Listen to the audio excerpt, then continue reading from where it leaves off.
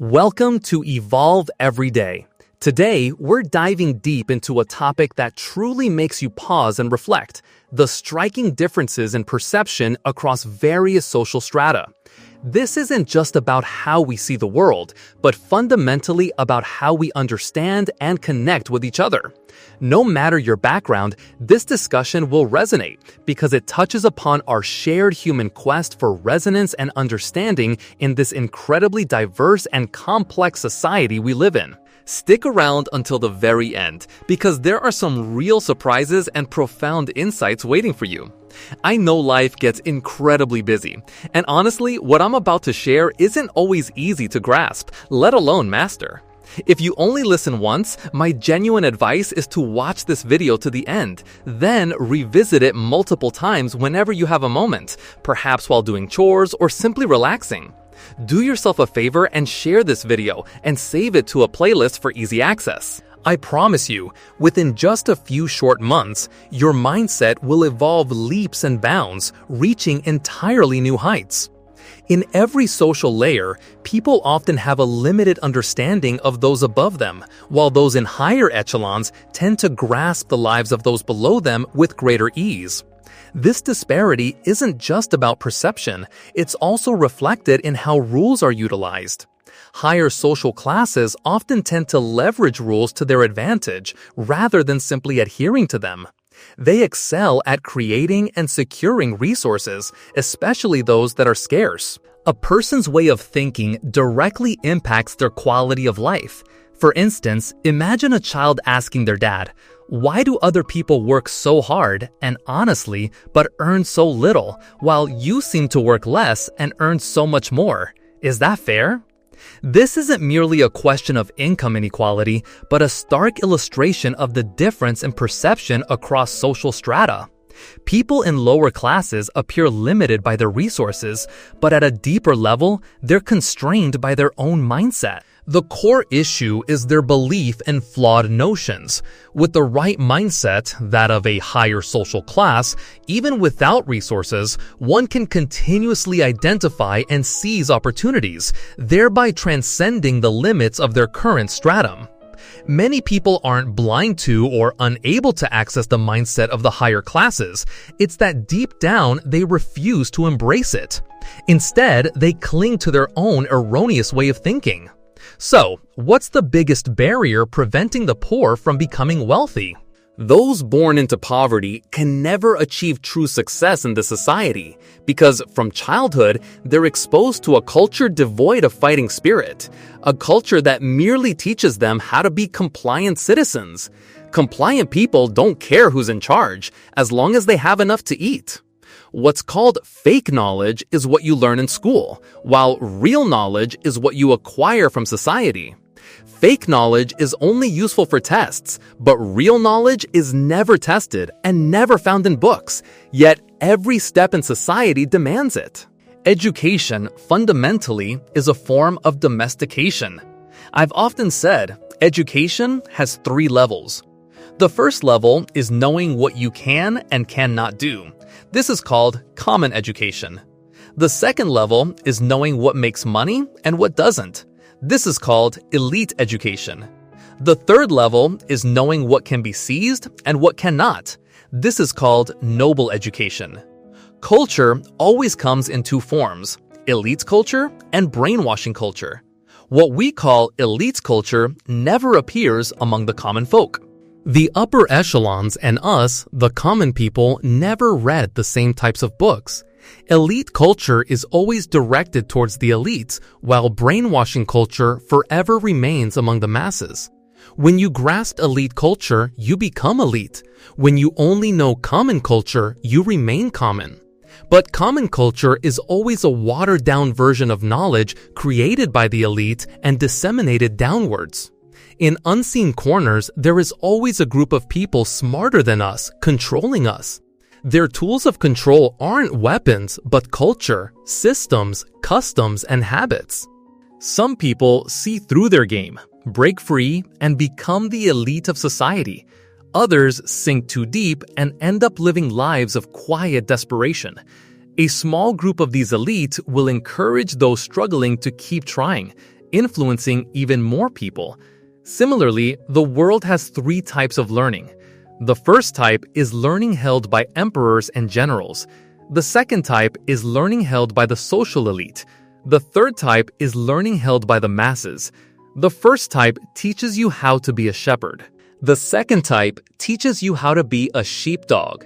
The third type teaches you how to be a sheep. This also means knowledge is divided into three levels.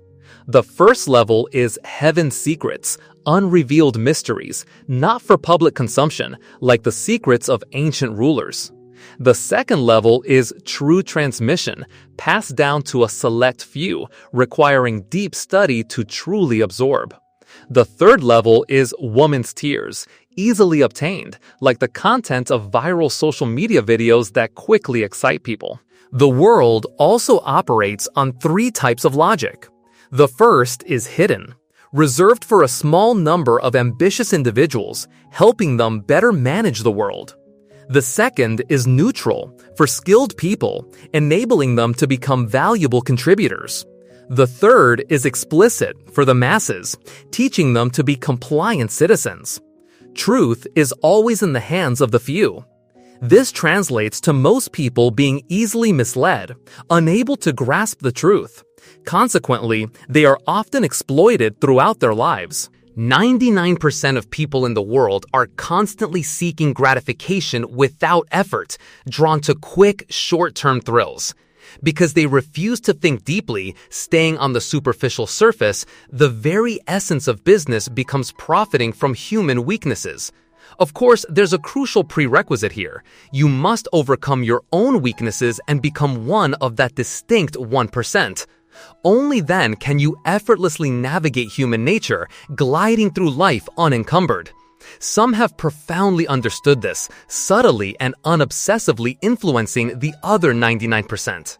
Therefore, earning money is also a form of self-cultivation, a process of eliminating your weaknesses, helping you mature and improve. Otherwise, you'll simply be caught in the same cycle.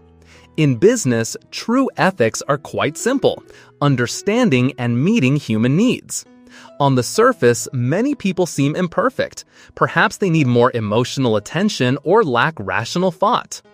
As an entrepreneur, if you can recognize these needs and provide suitable solutions, you not only help people, but also maintain social harmony. This isn't just business acumen, it's social responsibility.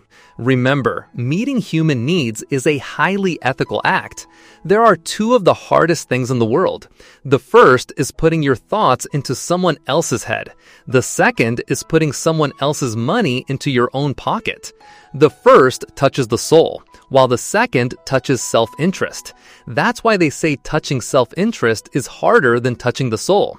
Interestingly, these two often happen simultaneously. If you can plant your thoughts into someone's mind, touching their soul, they will willingly put their money into your pocket. Therefore, the most advanced ability in the world is the capacity to install a new thought system into the minds of the 99%.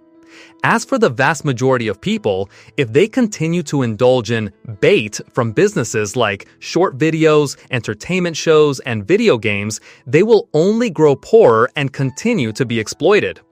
Only a select few, suddenly waking up and realizing they can no longer be complacent, start to learn long-term thinking and can gradually escape their circumstances. By the way, we'd like to announce our new channel, Wealth Wisdom, dedicated to the mindset of wealth creation, career development, and building prosperity related to money and assets. Channel information will be in the comments section, and we hope for your support. A brutally honest truth is that keeping the majority of people in poverty is a necessary condition for every private property society, from feudal slavery to modern capitalism. The true factor hindering the development and progress of the poor is society itself, specifically the exploitation and oppression of people by others. The Protestant minister, Dr. Senior, once made a very blunt statement, praising poverty as a necessary condition for wealth. He argued that using laws to compel labor would cause too much trouble, violence, and resistance. In contrast, hunger is not only a peaceful, silent, and continuous pressure, but also the most natural driving force to stimulate diligence and labor, thereby yielding the highest efficiency. In his 1844 work, Economic and Philosophic Manuscripts, Karl Marx delved deep into the intricate relationship between labor and capital. He powerfully argued that while labor generates immense wealth and miraculous gains for the capitalist, it simultaneously condemns the laborer to poverty. Workers might construct luxurious high-rises, yet find themselves living in squalor. They create beauty, but their own lives become distorted and harsh. The rise of mechanized labor, replacing manual tasks, not only forces some workers back into grueling, physically demanding jobs, but also transforms others into mere cogs in a machine. Labor, which should foster intellect, instead dulls the senses and leads workers into a state of ignorance. Through these observations, Marx vehemently critiqued the phenomenon of alienated labor under capitalism. How do you make people accept labor? Tell them that their poverty is a result of their own lack of diligence. Why is it in a world where production capacity has skyrocketed that we still see so many people trapped in poverty? It's because the world was designed that way right from the start. Imagine for a moment if all the poor people suddenly became wealthy overnight. The very next day, the rich would have to wash their own clothes, cook their own meals, and even work their own fields. The wealthy, you can be sure, would never allow that to happen. The creation of wealth is absolutely dependent on human labor. Without it, fertile fields would lie fallow and factory production lines would crumble into disuse. So, what do the wealthy rely on to motivate the poor to work? If they were to use laws to force some people into labor while others enjoyed leisure, it would undoubtedly lead to conflict and resentment. But what if there was a different approach? Keep some people perpetually poor and tell them that their poverty is simply due to their lack of effort, their lack of hard work. Then they won't complain and they'll pour all their energy into work, clinging to the hope of escaping poverty through sheer diligence. Let's ponder a crucial question. How do the wealthy make their money more valuable? Suppose a wealthy person wants to buy someone's freedom. How can they reduce that cost? If the individual comes from a rich family, the wealthy person would have to pay a substantial sum. But if that person was born into poverty, a mere pittance would be enough to achieve their goal. That's precisely why massive factories are built in places like Juarez or Detroit rather than, say, New York City. In cities, there are fewer truly impoverished people, which means the cost of labor is much higher. Look around you. Who are the hardest working people? The ones who dare not displease their boss, who dare not even think about changing jobs. Aren't they often the ones with families, children, and huge debts weighing them down? The poorer people are, the cheaper it is to hire them, and the stronger the purchasing power of the money in the hands of the wealthy becomes. It's a brutal truth that 99% of people born into this world are simply meant to be the majority, the backdrop for society's operation, the auxiliary materials for its development. To make this clearer, let's explore an allegorical story that requires a bit of clever thinking to truly grasp. The master tells the donkey, toiling away at the millstone, "You are truly magnificent. Without you, everyone would have to eat coarse, unprocessed food." The naive donkey grins and speeds up its pace. That evening, the master's family enjoys a delicious meal, feeling satisfied, and teaches their children never to be like that foolish donkey, forever stuck in the same grind. After a long day of strenuous work, the donkey sits eating corn stalks and tells its foal, "Hurry up and grow big. I'll teach you how to pull the millstone. It's the most respected profession." The most brutal truth in this world is that 99% of diligent but unwitting poor people are sustaining the 1% of wealthy who simply enjoy life. These 99% are born merely to be the foundation, the raw material for society's functioning, to help that 1% live better and achieve true freedom. Of course, to maintain their position, this 1% of the wealthy constantly creates rules designed to restrict and control the 99% of the poor. The reality is, the wealth of the rich stems directly from the labor of the poor. The harder the poor work, the richer the wealthy become.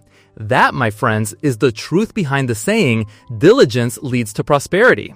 The wealthy want to keep the poor in a state of perpetual poverty so they can sit back and enjoy the fruits of others' labor.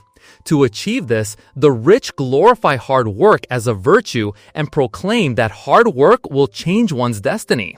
If you want a donkey to pull a millstone, you have to blindfold it, keeping it focused on its task without any awareness of its surroundings. If the donkey were to wake up, it would stop pulling the millstone. Sometimes, a few poor individuals suddenly awaken, starting to think and learn about the psychology of the wealthy and how they design systems. It's like a character in a video game who begins to study game programming. When they realize that a lifetime of simply leveling up and fighting monsters is meaningless, they start to ask who designed all of this and how to change the current rules.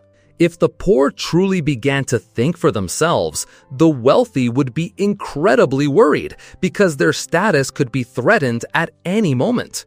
For this very reason, the affluents have crafted countless mental pacifiers and comforting slogans, manifesting as endless live streams, short-form videos, games, and entertainment programs. These emotional lollipops keep the less fortunate entranced. This method is remarkably effective. Most people fall into their grasp, unable to break free.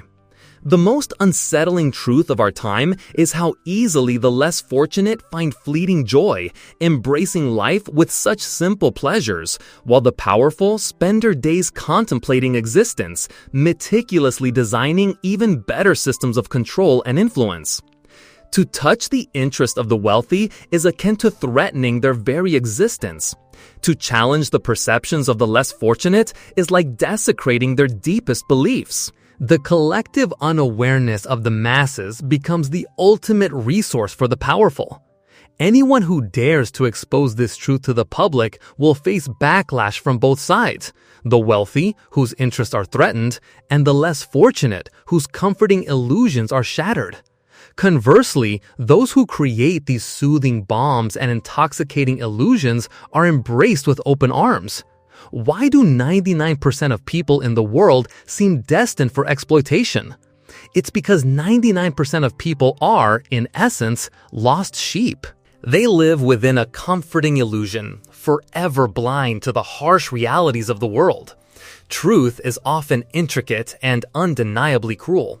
And if one lacks the courage and wisdom to face it, they'd much rather escape than confront it head-on. So they immerse themselves in these illusions, in fleeting pleasures, indulging tirelessly. This, my friends, is the ignorant majority.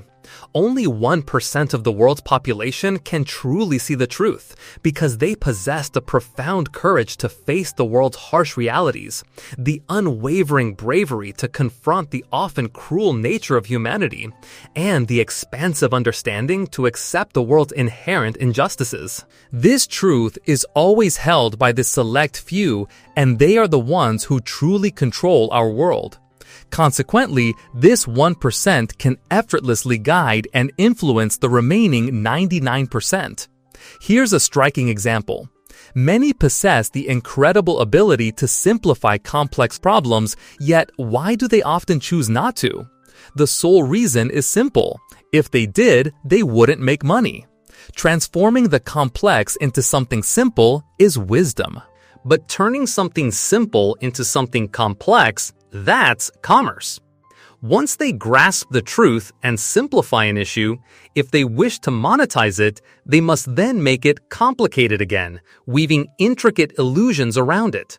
Because 99% of people are only willing to pay for what seems complex, even if it leaves them even more confused. Their destiny, it seems, is perpetual bewilderment. This is also a classic trait of those easily exploited. The 99% are often captivated by elaborate descriptions and clever gimmicks. The more dazzling and convoluted it appears, the more spellbound they become. In reality, the 99% are rarely truly seeking truth. Instead, they chase extreme emotions, one-sided perspectives, intricate facades, and continuous gratification.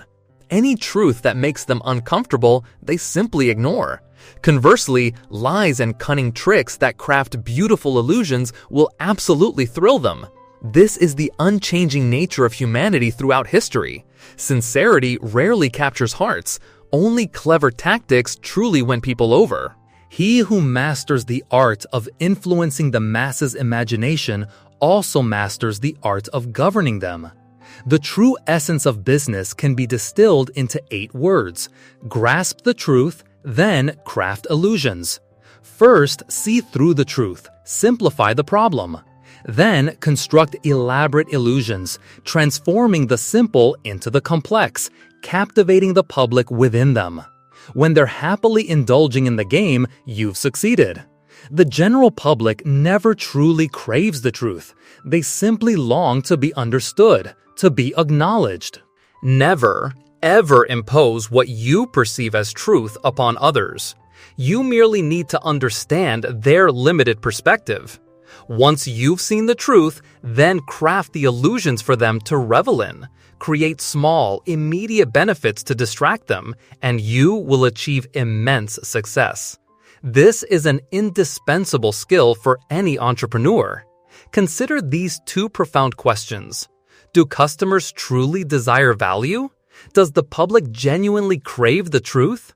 In truth, people seek neither raw value nor unvarnished truth. What they yearn for is to be understood and to receive emotional comfort. Never, under any circumstances, impose your version of truth upon others, nor force them to accept the good values or products you believe are right. You simply need to understand them, to offer them solace, and you will find your success. That, my friends, is the very essence of business. So, on the internet, what spreads most easily is never true value, but always emotions and biases. 99% of people think they hold truth and knowledge, but in reality, they're just mistaking emotion for reason, information for knowledge, and bias for thought. This is why many entrepreneurs always prefer using repetitive and aggressive advertising methods. While crude and condescending, treating consumers like fools, it keeps them buying and hooked, rushing in like moths to a flame. Those who bring truth and value to people are often criticized, while those who offer illusions and small gains can become masters of the crowd. Therefore, 99% of people in the world aren't pursuing truth or value, but emotional comfort, petty benefits, and beautiful lies. Remember these 4 sayings. 1. What people most want to express is never the actual content, but the desire to be understood. 2. What people most want to achieve is never true value, but emotional comfort. 3. What people most want to see is never truth or reality, but hope. 4. People are most easily persuaded not by reason, but by self-interest. These 4 sayings are the essence of business and also the essence and truth of society. For the 1% of people, their biggest challenge is how to clothe harsh truths in a sweet coat so that the 99% of overgrown children can swallow that sweet pill and, from there, grow. Politicians see through the truth and use systems to manage people. Entrepreneurs see through the truth and use products to satisfy people. Artists see through the truth and use their works to educate people. Buddhism sees through the truth and uses wisdom to enlighten people. The greatest responsibility towards these overgrown children is to make them swallow this bitter pill, no matter how bitter it is, because that will help them grow, rather than simply lecturing or telling them the truth, because their perception isn't sufficient to accept truth and reason. For example, there's a saying, "Never deceive a girl unless you can deceive her for life." The meaning is similar. Notably, the truth can be seen through but shouldn't be blurted out. People often say that divine secrets cannot be revealed. Once the truth is exposed, it disrupts social order. These 99% of people don't need to know too much. Just focusing on their work is enough. If they know too much, everything becomes complicated. Seeing too much, thinking too much can dissipate society's collective strength. Moreover, even if the truth is presented before their eyes, they don't want to believe or accept it. They need to be immersed in illusions, and their destiny is to forever be caught in suffering, cut down in cycles like continuously harvested crops. In the future, the biggest difference between people will no longer be class differences, but species differences. The 1% of elites will evolve and become the gods of the remaining 99%. Famous capitalist George Soros once said, "The economic history of the world is a series of fantasies and lies. To achieve wealth, the way is to see through that fantasy before participating in the investment game, and then withdraw before the public realizes the truth." The key for a person to change their destiny is daring to face and expose the truth of this world. This requires us to cultivate immense courage and wisdom. Ancient wisdom long taught that the appearance and essence of things are often contradictory. In Sun Tzu's The Art of War, we learn the wisdom of substance and illusion, illusion and substance. A challenge to how we perceive the world, reminding us that truth often hides beneath the surface. In the Diamond Sutra, we are warned that all appearances are empty. This saying encourages us to see through the superficial to the true essence, thereby achieving genuine enlightenment. However, seeing through the truth behind appearances is not easy. Only those who dare to explore, bravely question, and continuously improve themselves can gradually lift this fog. This courage and wisdom are not immediate, but require a process of continuous practice, learning, and thinking. A famous line from The Godfather reminds us that the great difference in people's destinies lies in their ability to quickly recognize the essence of things versus forever remaining ignorant of it. This ability to see through is the key to success in life. So each of us should strive to elevate our awareness, learning to truly discern and pursue what genuinely matters in this complex world. This won't just protect us from deception, it will guide us toward a richer, more meaningful life. Through continuous learning and consistent practice, we can sharpen our perception, see through illusions to the truth, and become the masters of our own destiny. In this profound process, we'll gain a deeper understanding of both the world and ourselves, ultimately achieving genuine success and true contentment. This is a profound journey of the soul, where every step is filled with challenges, yet also brimming with opportunities for growth and transformation. Ultimately, through a deep understanding and recognition of truth, we can not only reshape our own destiny, but also bring a positive influence to those around us. It's an intrinsic power, a strength that can pierce through superficiality and touch the very core of things. This inherent power is truly the key to unlocking and changing our destiny.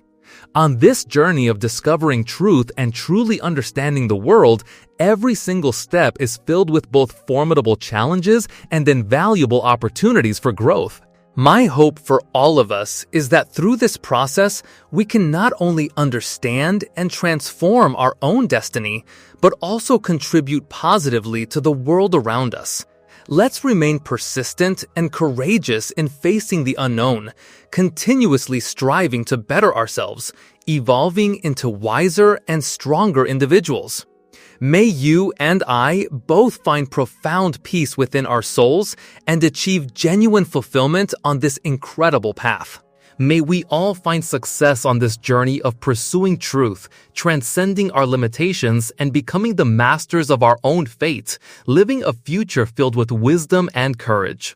Speaking of further growth, our team here at Evolve Every Day is excited to announce a brand new sister channel, Prosperity Path, dedicated entirely to topics like wealth mindset, career development, and building true abundance and financial freedom. We truly hope this new resource will empower you even more. You'll find all the details for the Prosperity Path channel linked in the description below and pinned in the comments. We'd be so grateful for your support. Thank you so much for watching this video. If you found it insightful and helpful on your journey, please give it a big thumbs up, subscribe to Evolve Every Day for more transformative content, and share it with anyone who might benefit. Don't forget to let us know your thoughts and insights in the comments below. We love hearing from you. Until next time, keep evolving.